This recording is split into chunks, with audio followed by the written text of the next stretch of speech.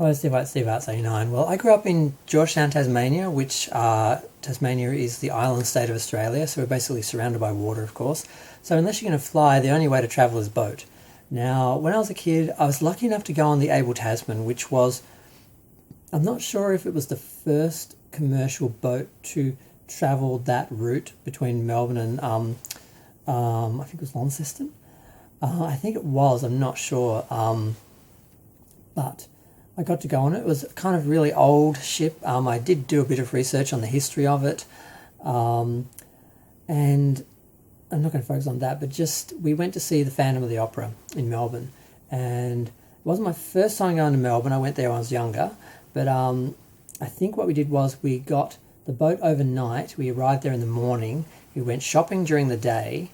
And then we saw a matinee and had something to eat, and then basically got back on the boat and went back. So we spent 2 nights on the boat and didn't actually stay in a hotel or anything in Melbourne. We just did shopping for the day.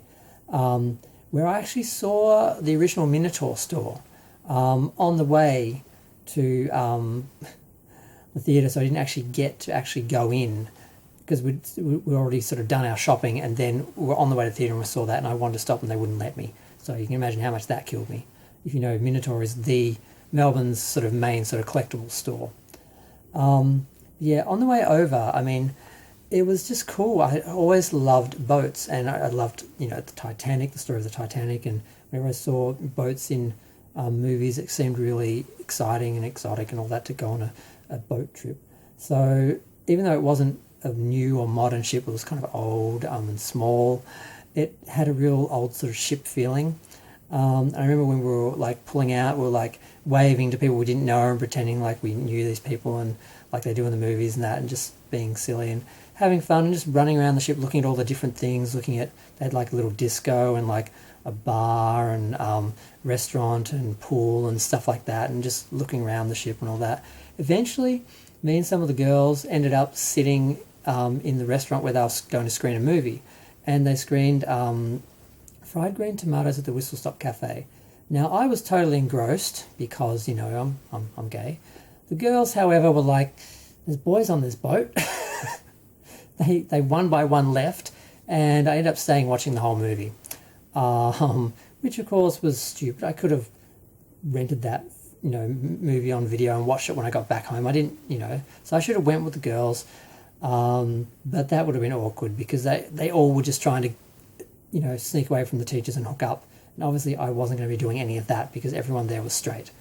So I stayed and watched, fried green tomatoes. And then when I went back to the cabin, I couldn't find anyone. They were all off in other parts of the ship and I couldn't find anyone.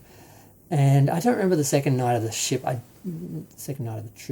I just remember that at some point one kid was asking me if I wanted them to, they were sneaking out to actually meet up with some of the girls, and he said, do you want us to bring anyone back for you? And I'm like, no. And I just slept by myself, and they all were off doing things. We heard all the stories. People were talking for ages about, all the things that happened on the trip.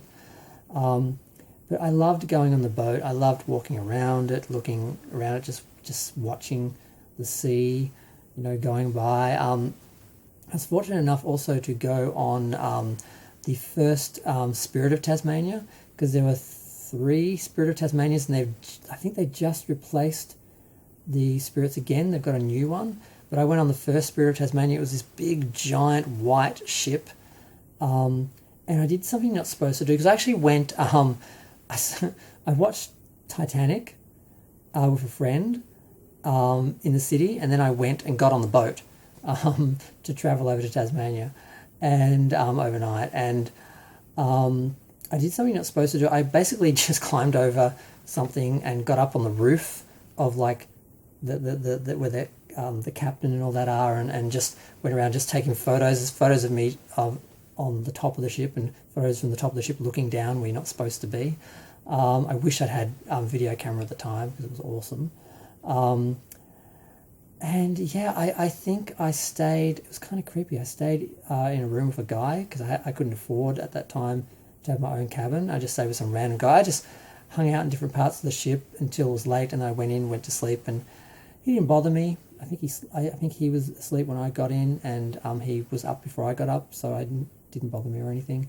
But I got to do that, and then I went on the other. Then they brought in two Spirit of Tasmania, which were two identical ships, and they would do different. They do twice as many runs, and they were more day sailing. And I went on that, and that was really tedious because there wasn't a lot on the ships to do. So it was a smaller ship. There was nothing much to do, and you just have to basically sit in your seat and just wait. And I haven't been back since. I know when I spoke to them last during the you know what, I was trying to track down my my Smurfs that had been sent via ship to Tasmania accidentally because they got the postcode wrong. That they were actually doing one of their last trips to Devonport, and they were changing the route. I think they were changing the route from Launceston to Devonport or something. I don't know, but they've got a different ship now and a different route and everything because they've got a different dock and everything. And I don't know. I'm gonna go. Feel free to share, like, comment, subscribe. Thanks. Bye.